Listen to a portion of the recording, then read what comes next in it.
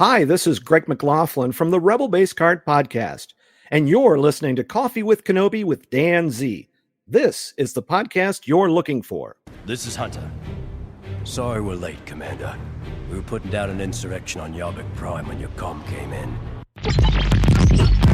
You shouldn't be down here at all. Well, how else are we going to plan an escape? Freeze! Drop your weapons. Blaster beat stick, kid. I'm sorry. I thought this would work. You got us this far, and we're not done yet. This is Vanessa Marshall, Harrison Dula from Star Wars Rebels, and you're listening to Coffee with Kenobi. Here we are, friends. It is time to finally talk about Season 3 of The Bad Batch. The first 3 episodes have dropped on Wednesday, February 21st.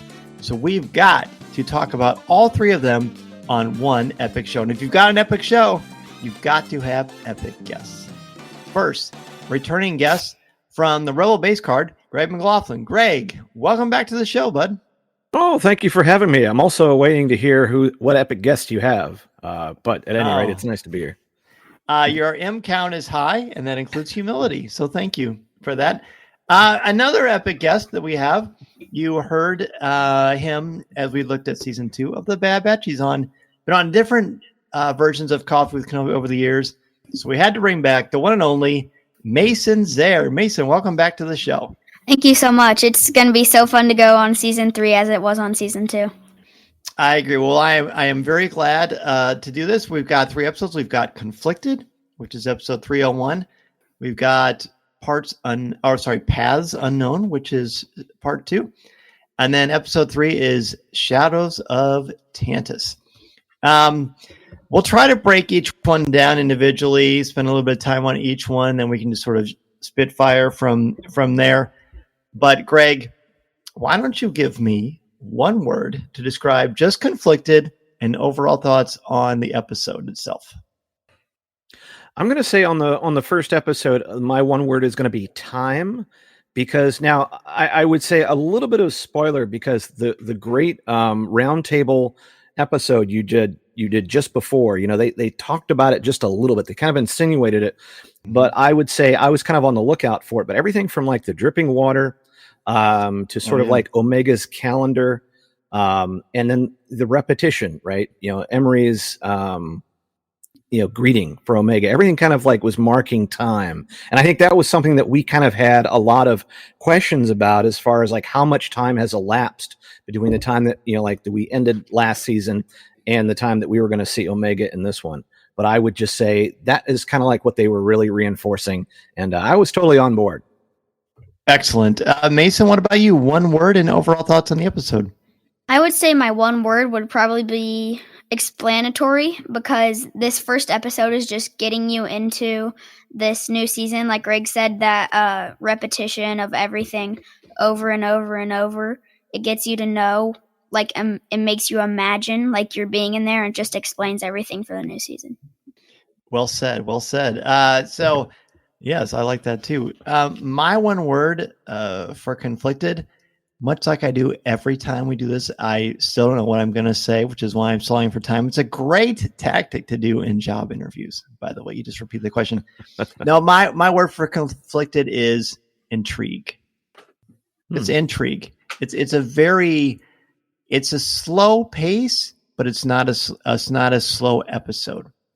Because the last time we saw the Bad Batch, Tech had met his brave and horrible heroic demise. Omega was captured, and the Bad Batch was in shambles, metaphorically and emotionally, because of the loss of their dear friends. So all we know is that Omega is trapped. Now, the life on this prison base, because it's really a scientific lab, I suppose you could say. But Greg, you mentioned the symbolism of water that Richard and Sarah from Skywalking Through Neverland brought up to Jennifer Corbett and Brad Rao. The Jennifer, of course, being the head writer and the executive producer, and then Brad Rao is the is the main director and also executive producer of the show. They talked about the symbolism of water. Basically, well, I don't want to say what they said. I hope everybody will listen to the show. But Greg, you talked about it too. What jumps out to you about that, and why do you think it's important? I like the mundaneness of it, the routine, and I think that, it kind of like establishes, kind of like what Mason was saying, it kind of establishes where we are, but just that the repetition and this mundaneness of the routine, right? When you think of even like Shawshank Redemption, sort of like it's just routine and more routine and more routine. But it doesn't seem like, they are obviously doing a lot of things to the clones and whatnot, but it's just monotonous over and over again. Like the testing, right? When the test tubes get, Nala Se is testing every day and she's going through, even, at some point trashing Omega samples. It's just sort of like this repetition. And I think it also maybe goes to show how hard this process is as we get later in the episode, when we kind of find out what's, what their goal sort of is. It does sort of show you that there's a lot of work involved, and this is not just happening overnight. Mm-hmm. Mason, I know when we watched this, you were the one, because they do a great job, as Greg mentioned, about showing a passage of time. And these first 3 episodes are all very clever about, they don't really tell you how much time has passed, but we know that time has passed. Mason, tell us some of the things that you noticed about the indication of time passing. One, the very obvious reason is Omega's hair was growing, and as that second day, they showed us as it was the second day, but it was a long time. They showed the shot of her laying in bed, but they didn't show her hair, so you couldn't tell. And then also another reason I could tell was because next to her window, on the side of the window, there are markings of how many days have been passed. Right, and you said, Dad, look at the right side of the window, and sure enough, that's in it. It's very, very well done. Like you mentioned, Shawshank Redemption. Hard not to think of Escape from Alcatraz or any other prison sort of a movie. And they are in prison, but the reason they're there is because they are experimenting on blood. Now, this is not the first time we've seen the value of blood for characters in Star Wars. Mason, can you remember where we've seen this before? I know we've seen it with Anakin. Yes.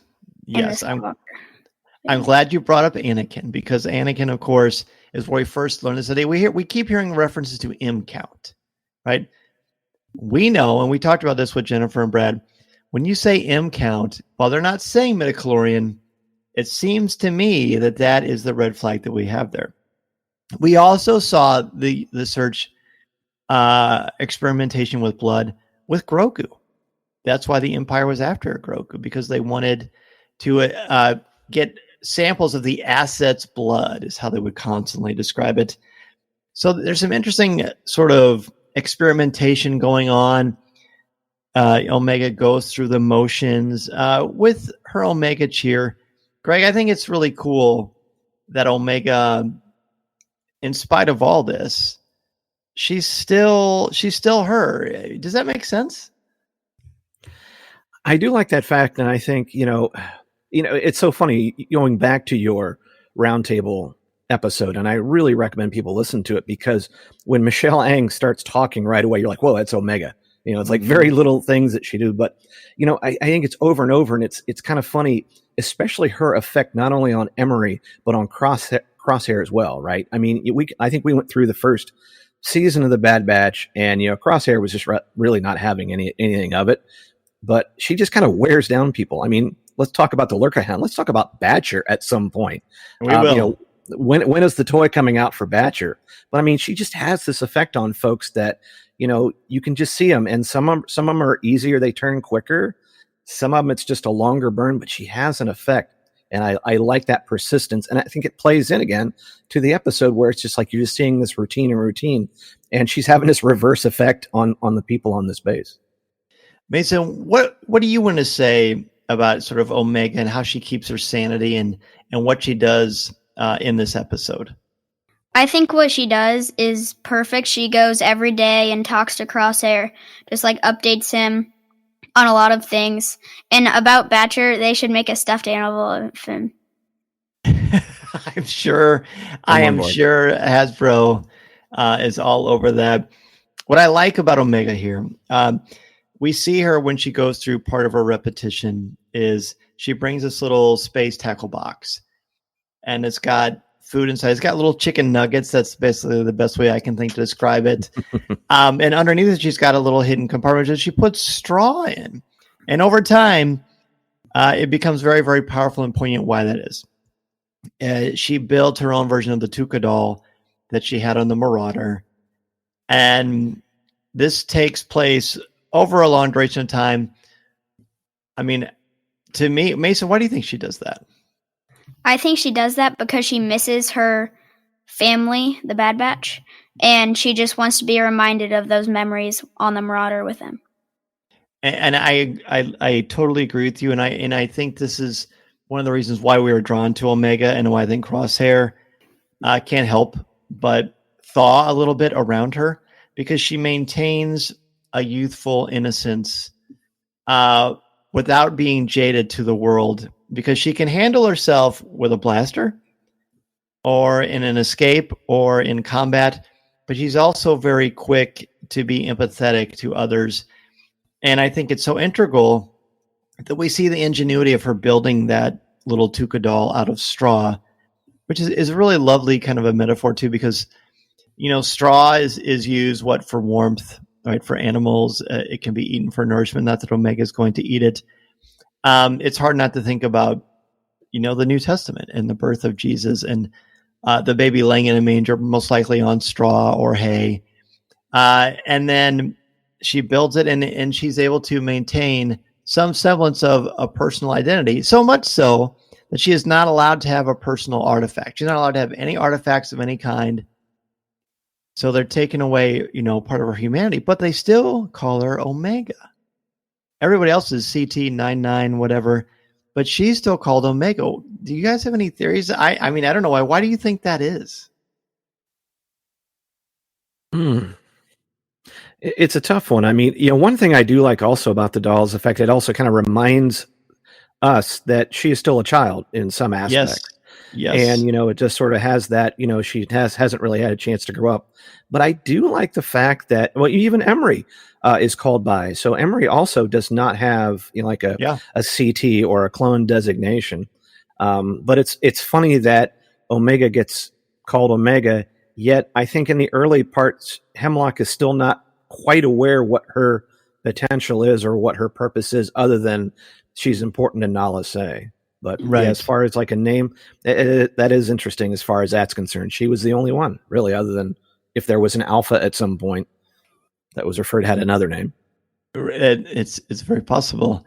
I think it's interesting as well. I'm glad you brought up the fact that you have to remind us as an audience that she is still a child, and she wants to hold on to that. Another thing that she does, besides befriending Crosshair and talking to him every day, like Mason said, is she befriends a creature that is, I wrote it down, is it a Lurka? Lurka, yes, it's a Lurka. A Lurka hound. This one she names Batcher. Mason, tell us about Batcher and how she becomes friends with Batcher. I think she becomes friends with Batcher because she feels so lonely in that place. She feels the potential in Emery, and she is friends with Crosshair. And so she has those people, but it feels so lonely with only a few people, and how Hemlock treats them, and she just needs more, like a person having a pet or like a dog. It's like that.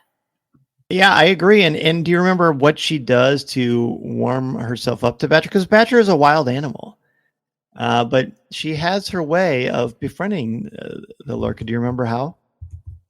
Giving him the food, her quote unquote chicken nuggets, because he didn't like the dog food, basically. Right. Yeah. And it obviously it's working. Yeah. Oh, is it confined? Did I say conflicted? I had to kind of look, and I wasn't quite sure, but I was like, you know what? No, that's either way. It starts with a C, and it's a very mysterious word. Yeah, exactly. So thank you for pointing that out. I think this is, not only is it an important thing because it shows that she needs a friend, but also shows that she is a friend. Never at any point do I feel like Omega is scared. I never feel like she's frightened. I feel like she's lonely. I feel like she misses her brothers. But I think she is so loving and empathetic that she sees this wild creature, much like Crosshair, by the way, and she feeds him with positive words and a warmth and a friendly smile and conversation. And then she feeds Batcher with little space chicken nuggets. And they eventually both thaw out to a degree, which of course pays off big time easily. I really like, there's a great section where he says, you trust too easily. And she says, you don't trust enough. And that is kind of the perfect precipice of what they are. There's a lot of things that I can bring up, but I want to know in this episode, what are some key ideas that either of you would like to talk about before we move on to the next episode? I wrote down, was it actions always have consequences as one of the lines in there. And I think Hemlock says that, but I really loved some of the lines. And I think all throughout these first 3 episodes. And I just think, the writing at this point has gotten so sharp that, there's a lot of meat on this bone. It's a very lean meat as well. I think they really, they set up some of these episodes, and then the lines just really deliver. Mason? To add on to why they are called Emery, Carr, and Omega, not just like CT or some other clone initials, I think it's because there are only 2 girls, as we know, and so there's less of them, so you don't need to keep track of them as much, because all the clones could have the same name, and then that's why they need CT, because there could be so many same names. Very good. You continue to pass the audition for taking over as host of Coffee with Kenobi. What I want to bring up is Crosshair is depressed. He's depressed. He's developed a tic in a way. His trigger hand is what shakes. Is it his trigger hand, or is it the one he uses to balance the rifle? I think it's both, but mostly the one that he balances it with. I think you're right, because that helps to steady it, because he can still fire, but he can't aim very, very well. Yes, that's true. That is interesting, and perhaps that will be something important as time goes on. And I agree with you. Emery and Omega are both female. They both stand out. They're both unaltered clones, so they must be important. Even the Empire realizes that they're important. I really like at the end, Omega takes a stand, and after she takes that stand, she's very confident. She's like, you're not going to hurt me, because Nalase won't work if you try to hurt me. And then he says, yes, but what about your friend? So she instantly worries about Crosshair, and he kind of gives into this little act of defiance. We do learn, to no surprise, that Hemlock, which again, what a perfect name for this guy, because he is venomous, he doesn't care about death. He just cares about science in his own twisted way. At the beginning, he doesn't care about the stormtroopers dying. He just wants to turn off the communicator to not hear them yelling. And then at the end, he doesn't worry about what happens to Batcher. Batcher gets wounded, and she heals him. Again, what a metaphor for Crosshair.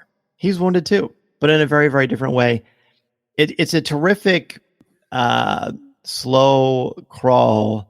It's very, very tense, and it's all encapsulated and punctuated by this slow turning of the wheel, right?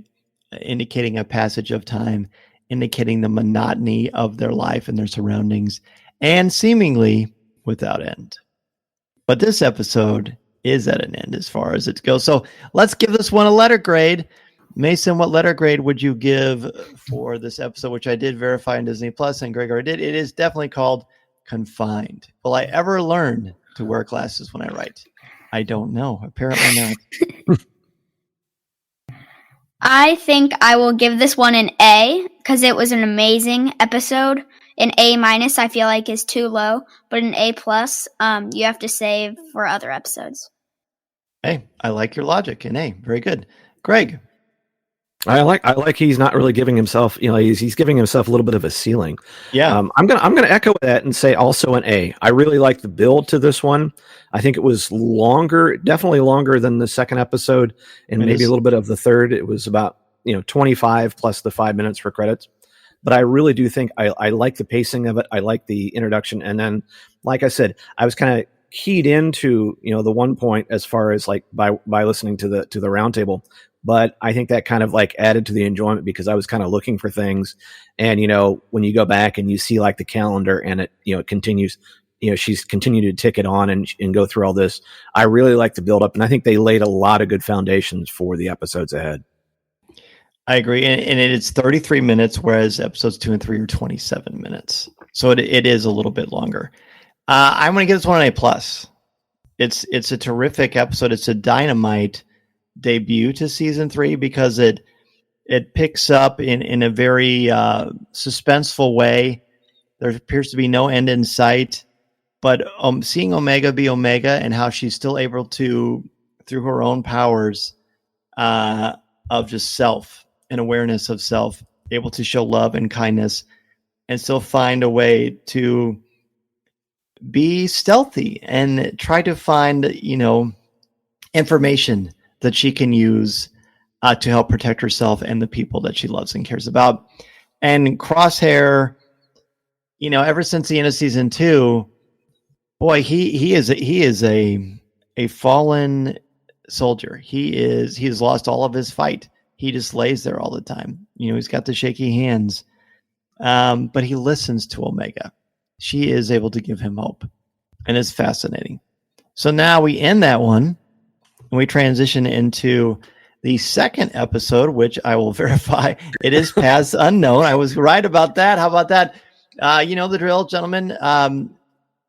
Mason, give us one word and overall thoughts on Paths Unknown. I think for Paths Unknown, I think it was a very intense episode. That's why intense is my word.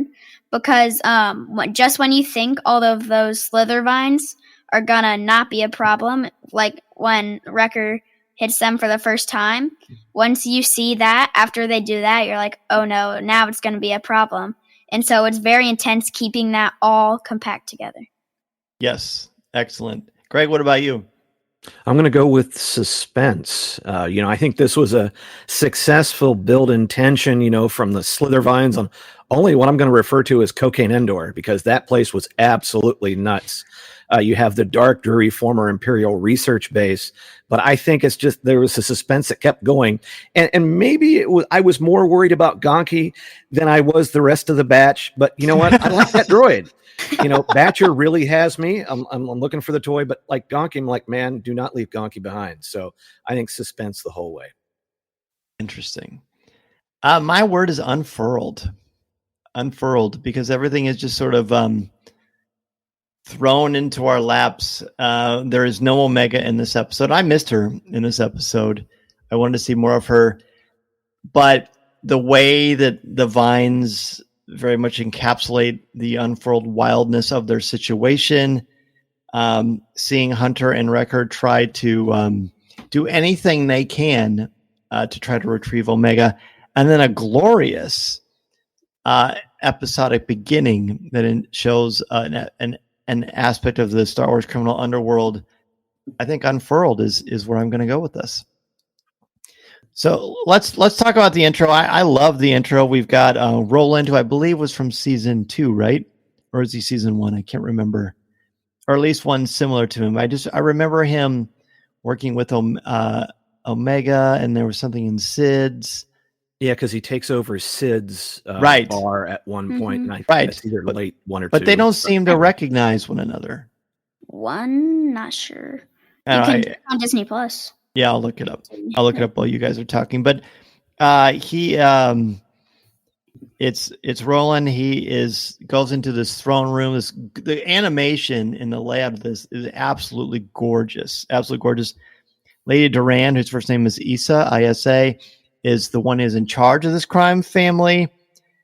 And then we get to see sort of echoes of Jabba the Hutt in Return of the Jedi, where someone accuses them of, what does he say? Losing their edge. What does he say? But they have traitors in their house. Does anybody remember what they said? Oh yeah, when the captain is on trial and then he's really kind of calling everybody out, thinking that went soft. And of course, when Lady Issa, it's like going to the crowd, it's like, do we look soft? And by the way, Angelica Houston, hello. I had when I watched That was this her? again, I was blown away. Yes, I had to No go back way. and yeah, because the voice was like, wait a minute, I recognize that. Such a commanding voice. Oh my god, Which makes sense. I wish kind of the whole episode was this mission, but I do too. I love the detail on this.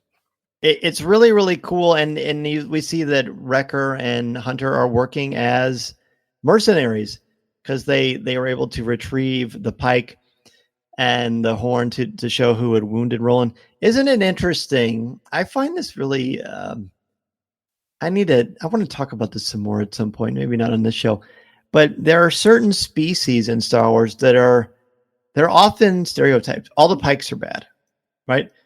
Have you seen any pikes that are nice? No. All the Twi'leks are objectified, right? I just find that interesting. The pikes, when we see pikes, we're supposed to assume, oh, they're criminals, and they always are. I just think that's important to just kind of point out to a degree. Mason, anything you want to say about the opening sequence? I think it was very interesting. Just like you guys said, it's just like Jabba from Return of the Jedi. And when she pressed the button to make the captain walkway appear. Mm-hmm. Walkway appear so they could go to the Bad Batch, and they thought they were gonna. She was pressing the other button to make them fall. They looked down like, oh no, and then we're like, oh, we're fine. And then luckily they got out of there safe. It's really a terrific opening. And I agree with you, Greg. I would have liked to have seen the whole episode centered around this family. Maybe we'll see more of them. I'm not really sure. But the bulk of this episode takes place on a planet. Anybody remember the name of the planet? Do they share the name of the planet? I don't think they did. I don't think so. I don't think they did either. At the time of this recording, it hasn't officially been revealed. But the planet it's very, very green. It's very, very murky, very, very swamp-like. And Mason, you mentioned the slither vines. Talk to us about the slither vines. The slither vines, if you touch them, they will think, oh no, something is trying to threaten me, and they will come and attack you.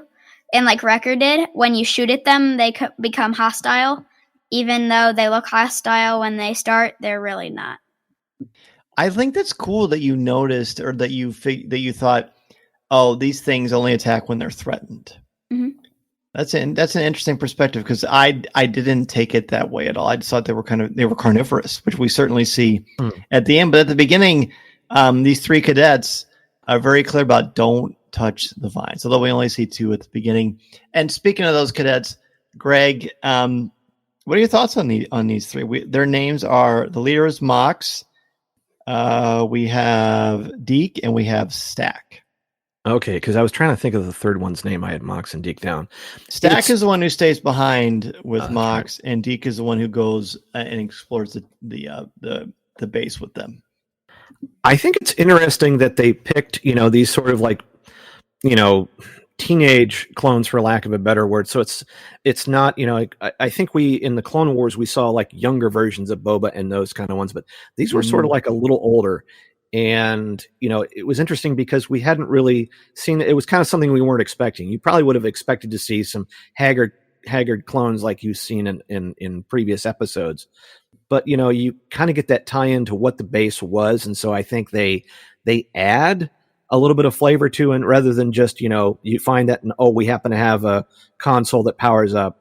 So I think they kind of add that. And also they're allowed to have a bit of an arc because they talk about loyalty, and they have a little bit of of conflict as far as should we just take their ship and go, should we help them out? And I like the fact I respect so you're kind of seeing them grow as well in a very short time. You have to wonder, are they planting seeds for later? They went to Babu, so maybe they have a part to play later. Like I said, I was enticed by the Pikes, but I'll stick around for these three. Yeah. Mason, fair to say, we watched this thing a couple of times before we recorded the show. How did you feel? I know at first you were not sure about this episode. Kind of talk about how you felt the first time you saw it and then how you felt second. And it's okay if it's exactly the same. When I watched this episode, Paths Unknown, for the first time, the intro I thought was okay. I didn't pay much attention to all the detail in it, and then the rest, basically, I just thought, oh, this is just the same thing with all the slither vines. And then when I watched it for the second time, I paid attention to the intro, and I thought, wow, this has a lot of detail to it, because when he threw the horn from, what's his name? Roland? Yeah, Roland. Mm-hmm. He had the horn, and I was interested how he got that horn when they probably stole it a while back. So I wonder where they were keeping it and why they did. And then also for the Slithervines part, I thought I paid more attention to that detail. And that thing that comes up at the end looks just like a Rathtar. It reminded me of that. A giant Rathtar and a Sarlacc. I thought of the Sarlacc, and I also thought of a Charybdis from the Odyssey, which is an underwater creature that sucks down all of the water and then with razor sharp teeth, and then spits it back up and also ignites it and makes it really, really hot and can burn you too. That thing doesn't do that, but it is quite ferocious. Really, really ferocious. What I like about this episode, I will say, it pales in comparison to the first one, because I'm so much more drawn to Omega. And Hunter is profound and interesting as he was in season 1 and became, while still obviously important and integral to the team, he wasn't as compelling in season 2. And Wrecker's never really been the main focal point, besides a couple of memorable episodes. So these two are probably, as it stands now, the least interesting in the Bad Batch. But even with them, they're still great, and I've still watched a series with them over just about anything else. So it was a bold choice, but an important choice, because they both have very strong personal connections with Omega. Hunter is the closest to a father that Omega has, and Wrecker is like this doting, loving, big, strong older brother. And I love that. And then we get the intro of the cadets. The cadets, if I'm not mistaken, are voiced by Daniel Logan. Oh, wow. Which is great, and you can tell it. I like the introduction of 3 cadets, but what did the both of you think about the cadets, as far as what they added to the story? What did we learn about Hunter and Wrecker because the cadets are even there?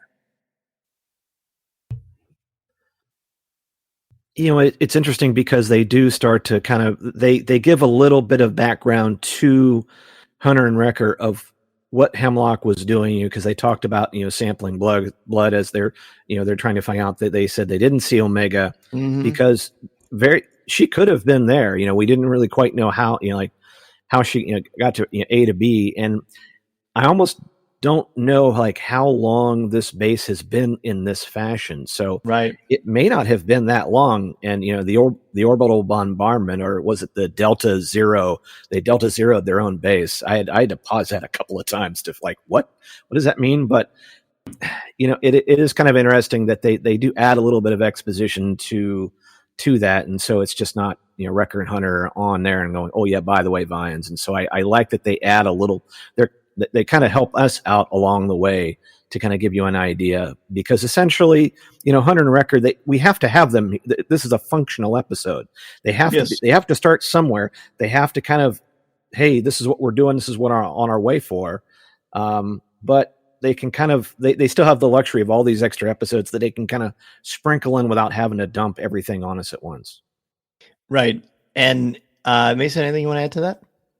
I think they add a lot to the story, especially when I think it is Mux and which Mox, one is? MOX. Mox is a leader. Radika is the one that hangs out with them. And then Stack is the one who wants to take the Marauder and then changes his mind. Mox and Stack, when they are in the Marauder, when Mox looks, I think it's Mox, not Stack. Yeah, it's Mox. Yep. When he looks at that doll that she was making out of the straw from that place where Hemlock the original Tuca doll, yeah. He looks at that Tuca doll and he thinks, oh, they really need this member of their squad. And he was telling Stack, I really respect that. We should help them. That's an excellent catch. I actually missed that the second time because I was writing something down. Yeah, that they start the episode with the Tuca doll and they end it with the Tuca doll because again, it's a reminder, which is a really nice callback to the last episode, as far as like this child of ours is missing. She is kind and loving, and this is a symbol of her innocence, and we must keep that fresh and intact. So they do.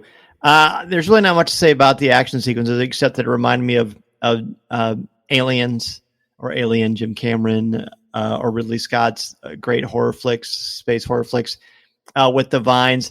They almost remind me of the Drangir from the High Republic, but I don't think it is the same kind of alien. And I almost wonder if they're sentient because they're able to kind of pop up and have legs and run around. Maybe that's just kind of a survival or a predatory technique. The ending sequence with all the grenades was spectacular. And then Hunter saying, make your own path at the end was cool. I think it was great to see them with younger clones. We've never really seen that for an extended amount of time. There was a lot of great male bonding, and I hope we get to see these three again because I thought they added a lot just to showing again the human side of the Bad Batch and the fact that they are, as great and powerful of warriors and as clever as they are and astute, they have even bigger hearts, and that's very, very nice to see. And then they're unlike the Jedi; they can fully embrace that aspect of themselves because there's no code saying they shouldn't. Any last minute thoughts on this, or shall we give our letter grades? I love once again another quote. When Hunter goes, "Our mission's not over yet."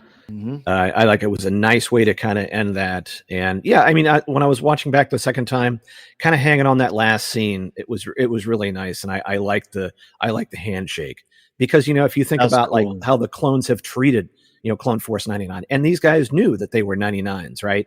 Yep. And so it was kind of nice to go, all right, there is a little bit of change of heart. And, maybe more tortured clones will actually go, hey, these guys are actually all right. Yeah. So they must not have didn't they say they removed their chips? Did they say that?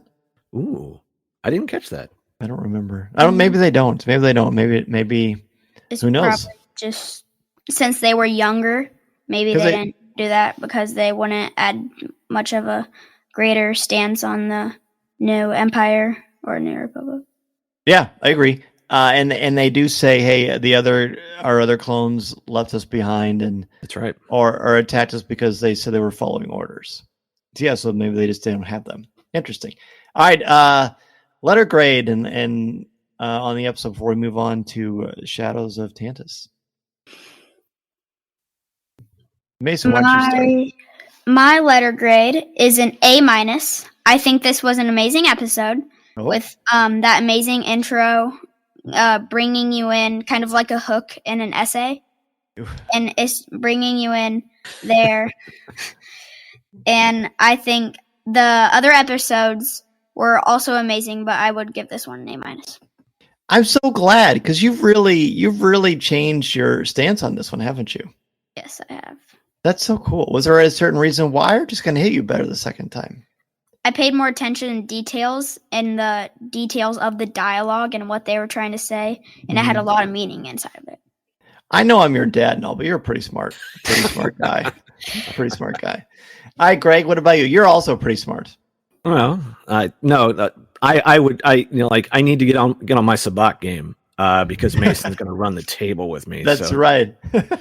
Kid's a baller when it comes to cards and many other things.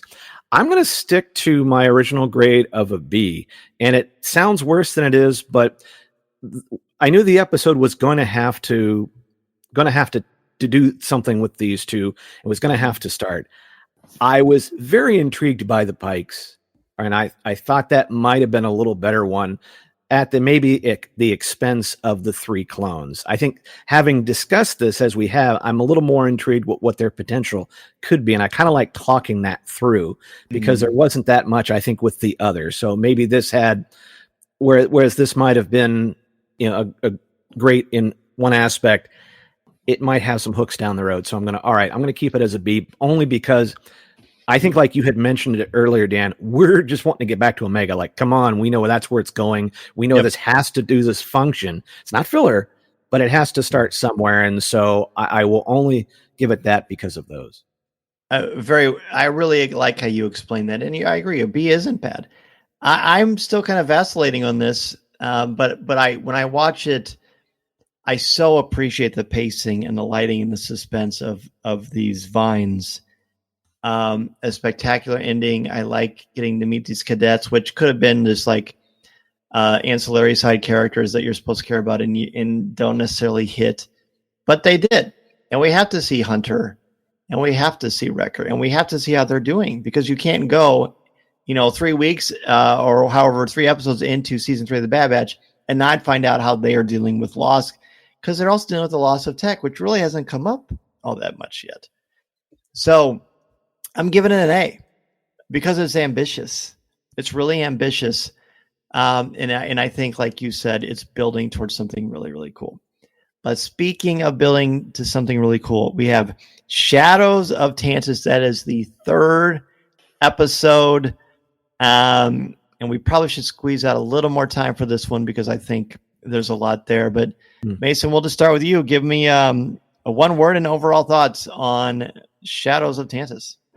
My one word is plotting, because all of the quote-unquote plotting Omega does when she rescues herself in Crosshair, because Nala Se tells her to use her data pad, to access the facility and get out.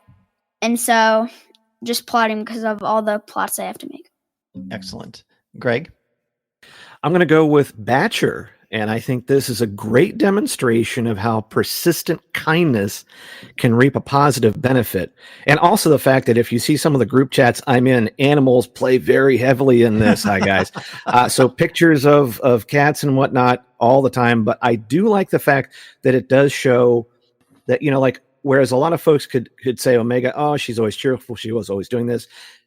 We're seeing some of the benefits of her just kind of being persistently Omega. I mean, it's the only way you can really describe it. And you see at the end, and of course, when Batcher gets to go along, you go, all right, man, toys happening, and we're about to get Gonky and Batcher. And I'm like, yeah, there's a series I want to see. Yes, I agree. My word for this is bullseye.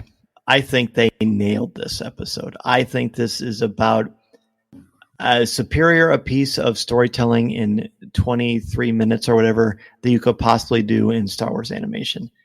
The surprise characters that show up, the impact in pacing, the fact that there's some really unique, subtle, but effective character development, a fantastic ending. I think it's an almost perfect piece of Star Wars storytelling. It's great. It is absolutely great. So it's a bullseye. Plus, I'm giving a sort of a subtle nod to Crosshair. All right. As opposed to what we did for the first two, I'm just going to open the mic to the two of you and just say, what are some key things, just like we do on CWK Pour-Over when I'm with Tom and Corey. We talk about things that really stand out, effective moments, character pieces, adventure sequences, whatever, as well as things that maybe don't work. So, Greg, what did work, or what would you like to bring up first? And in any order you want. Okay, I think I'm going to skip a little bit forward, because I think one thing that really surprised me the first time, and again the second time, is when Crosshair goes, you got us this far and we're not done yet. Because from pretty much day one, Crosshair has always been the sort of like the Debbie Downer of the group, or like, we shouldn't be doing this is not what we're doing. That twist of he's really on board and going, you know what? Your plan fell apart, but I'm totally in on this. I love it. That was one of the big takeaways, and I was very surprised. Mason? I really want to think about when the Emperor was there. What was inside those little capsules of white light? Like, they showed a white light bursting out of those giant capsules, but what is in there exactly? And the Emperor tells us nothing is more important to the security of this empire. Mm-hmm. The Emperor, I want to talk about the Emperor because I wished it wasn't, I talked to Mason about this before we turned on the mics, but I wish I didn't see in the trailer the Emperor there. Mm. Because when that Imperial shuttle shows up, surrounded by a couple of ships, we know there's more Stormtrooper activity. Dr. Hemlock seems very much, I won't say he's on edge, because he's kind of got the same passionate demeanor and inflection in his voice, regardless of what he's doing. But it's still sinister. But even he seemed a little on edge. When it opens up, it could have easily been Vader, and that would have been equally awesome. But when you see those two red, royal guards, it's the Emperor. And then as soon as he opens his mouth, it's Ian McDiarmid, who is, of course, the absolute master of this character and just a terrific, incredible actor with that gravelly voice. That entire sequence was so lovely. And it didn't feel like a gimmick to say to people, oh, look, we've got somebody from the original trilogy in here. We've got Emperor Palpatine. We've got Darth Sidious, whatever, from the prequels. This is a character that you have to have the Emperor in this sequence. You have to have him more than Vader, because if it's really that important to the overall Star Wars story, there is no one more important in the history of evil in Star Wars than the Emperor. So if he's there, if he's that enamored, he doesn't throw out threats. He seems to legitimately, I won't say he enjoys Hemlock's company. I don't think he enjoys anybody's company except for his own. But the fact that he has that much respect and almost talks to him like almost like a peer.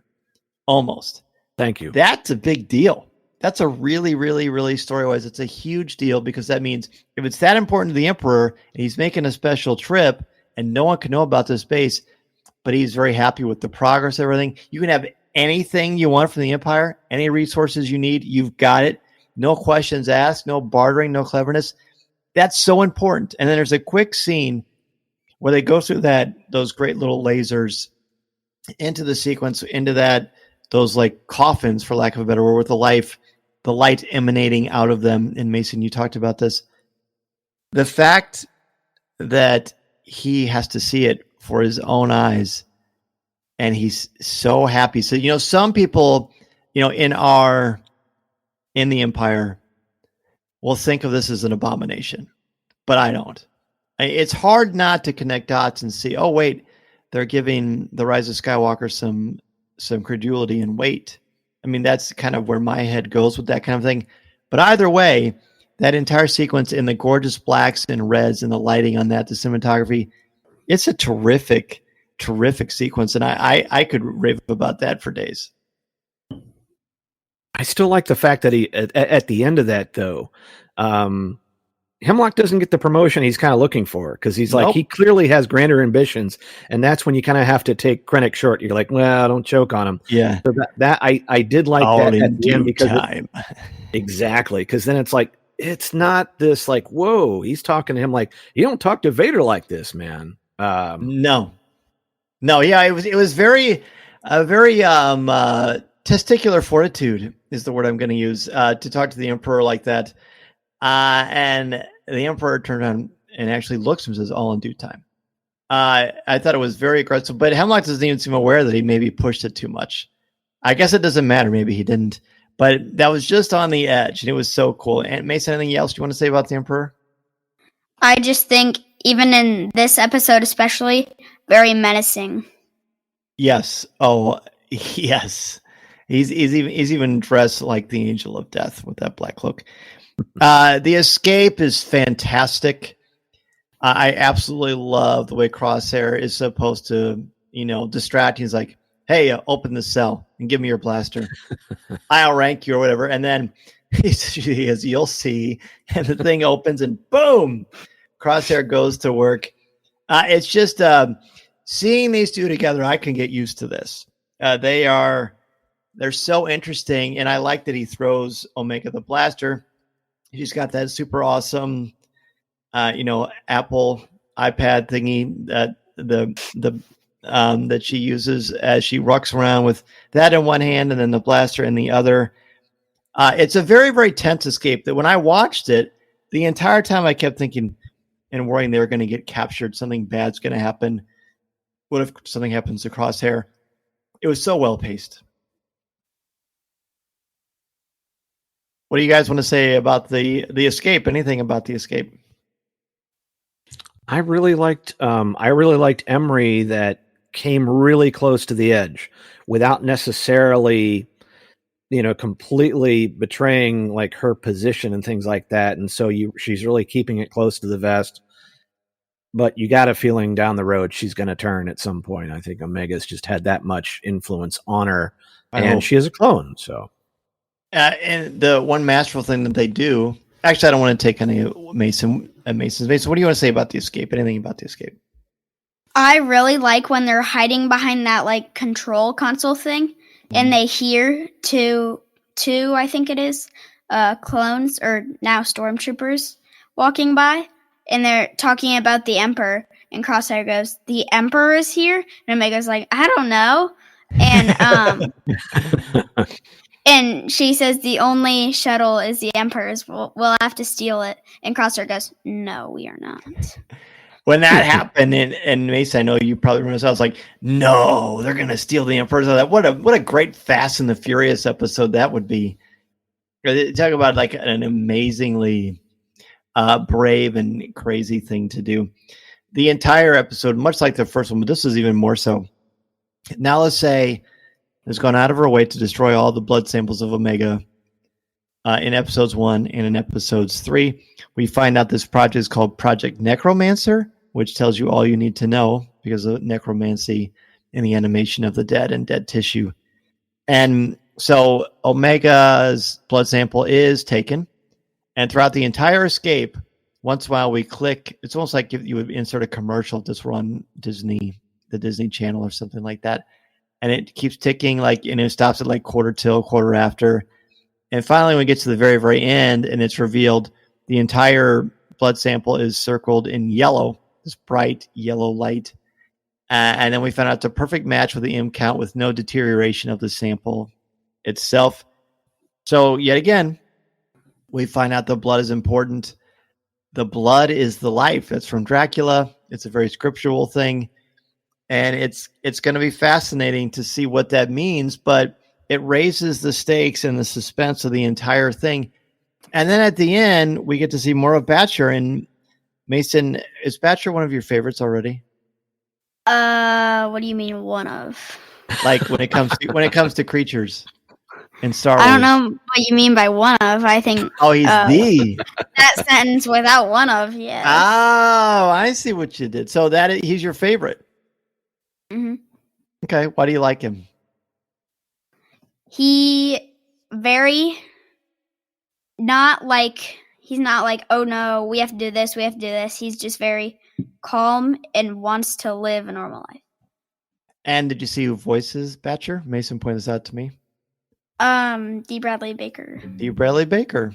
The ubiquitous D. Bradley Baker. The man is the payroll. The man is the entire payroll. He really is.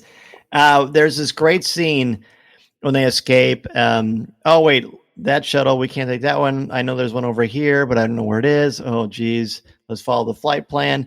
When they get to this thing, we get this great sequence with the Lurkas, and then this massive creature that looks like part werewolf, part giant, part plant. And according to the closed caption, it's a Dryax, Dryax. And, there seems to be an unlimited supply of Star Wars creatures.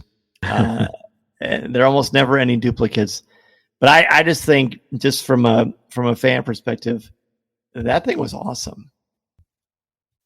It was very much like an Endor Wampa. That's yes. I got very much Wampa vibes, but I like that hesitation that when it kind of turns on the other Lurkas, and you're like, oh, that's kind of interesting. It gave it just a hint of like, what side are you on? Mm-hmm. And then they escape in the shuttle. And I when it says, the prisoners have taken our shuttle, and I laughed and I said to Mason, well, have you seen the Bad Batch? That's what they do. Like, if you have a shuttle, don't bring it in to try to capture them, because they're going to take your shuttle. They're the Patrick Mahomes of stealing shuttles, I think, in the world of Star Wars. And it's just good. I mean, I feel like we're kind of selling this one short, because you could easily spend an entire episode on it. Again, the plotting of getting the characters from point A to point B, but actually giving us something juicy about them.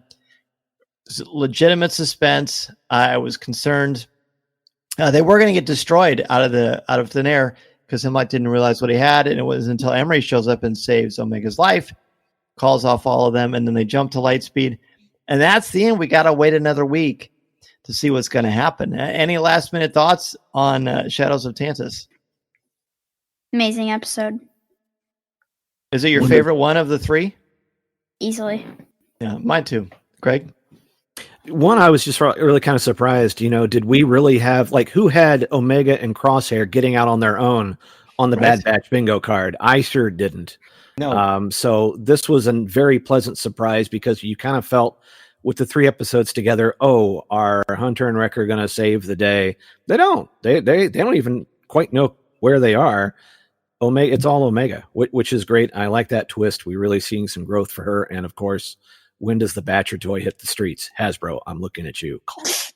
It's pretty cool that, it's only the 3rd episode and she's already escaped, but she did it with the help of Crosshair, who's not at his best. So we've got the 3 of them racing across the galaxy, fleeing from the Empire. Come on, this is Star Wars 101, man, and I'm here for it. Mason, I don't know. Do you think? I know you're going to give me your letter grade. Do you think we're all going to have the same letter grade for this one? Yes, I do. I think it's possible. If I've learned anything from talking with Corey and Tom over the years, you never know. Never expect the expected. But Mason, last minute thoughts and your letter grade for this one. Just for my thoughts, like I said, it's just an amazing episode. And my grade's an F. No, I'm kidding. It's an A+. And I just think this episode was one of the best Bad Batch episodes ever. It's easily an A+. Excellent. Greg? I'm going to go with an A on this. I really liked, you kind of felt this was going to happen. You weren't quite sure it was going to happen early on, but I really like, where Omega was. I like, that a lot of what she's doing has payoffs, right? And that she continues to kind of see some of the best in people and have this effect. And, it was really suspenseful. We got Ian McDermott back. It was really great.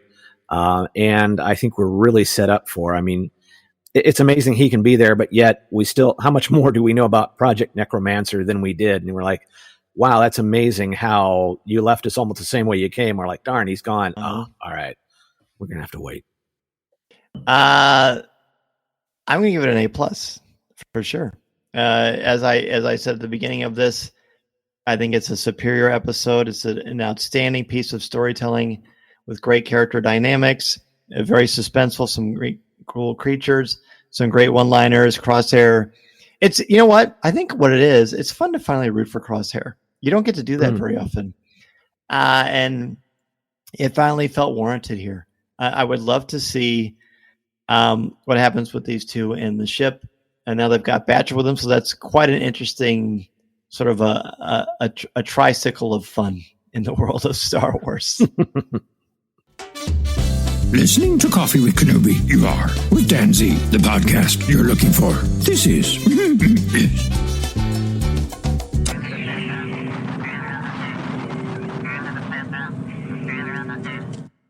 Well, this little tricycle of fun has come to an end, but I want to thank you both so much for joining me to talk about the first 3 episodes of Star Wars Season 3 of The Bad Batch. Not only for your time and your interest and your level of analysis, but also for telling me what the names of the episodes are. That's pretty important too.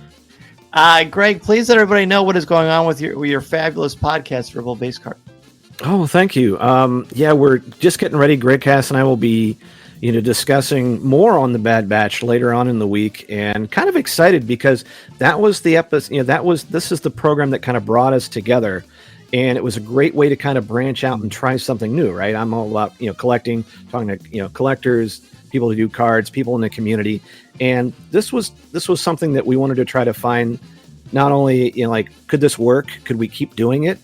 These are long seasons, but it was really fun. And then we get to bring people in, you've been on before, and it's really fun to kind of do a slightly different take. A complimentary one, but it's just really fun. I think it's made doing the podcast, in getting to about year 6 now. Wow. It's fun and it keeps it fresh. yeah, it's been amazing. And then all the different places we've recorded and things like that. And I can't wait to see what he's bringing to the party and everybody else who we're going to have on. And it's just really fun because you get to kind of do a round table every now and then. And just one of those things that just being in the shadow of, the groundwork that Coffee with Kenobi did and kind of like helping us meet each other, and everybody kind of forms off in groups and has fun, and everybody's on each other's show. And it's really fun. It's just a testament to what, like the longevity and the legacy that this particular program and what you have done. You set the table for us, and man, we keep coming back hungry. So you're doing something right. You're very kind. You're just you're a good man and very kind. I appreciate that very much. Looking forward to it, buddy. It's always a highlight to hear the two of you. Greg squared, nothing like it. Mason, you can be found occasionally on CWK Live and shooting 3-pointers on the basketball court. Am I correct? Yes. Yes, very good. Well, I want to thank all of you so much again for joining us as we talk about the first 3 episodes of Star Wars Season 3, The Bad Batch. Expect to hear from us every single week, and please let us know what you think some of your favorite moments are. We've got a top 10 next Tuesday because we've got 3 episodes to talk about, so we've got a top 10 of your favorite moments from the first 3 episodes of Star Wars Season 3, The Bad Batch. This podcast is not endorsed by the Walt Disney Company or Lucasfilm Limited. It is intended for entertainment and informational purposes only. The official Star Wars website can be found at www.starwars.com. Star Wars, all names, sounds, and any other Star Wars related items are registered trademarks and/or copyrights of Disney and their respective trademark and copyright holders. All original content of this podcast is the intellectual property of Coffee with Kenobi unless otherwise indicated. This is the podcast you're looking for.